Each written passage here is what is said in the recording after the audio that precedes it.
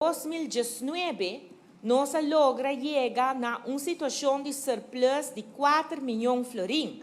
Algum gente lo pensa que está insignificante, mas, senhor presidente, surplus está surplus. Surplus não está déficit. Que nós chega não conforme e hasta adelantar arriba tur protocolo, arriba tur maneira bisa acordo não que estava ting arriba parte financeiro, nós chega em não. Ademais, na 2020, fevereiro, ainda mais chega aqui não, senhor presidente, apresentando um presupuesto com um surplus de 46 milhões de florins. Mas já, nem a nós, nem mundo, por apremirar que também uma pandemia.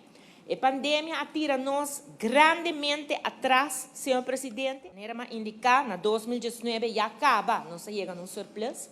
Nós abarra essa aqui grandemente de 1.028 milhões de florins para 25 milhões de florins para outro ano.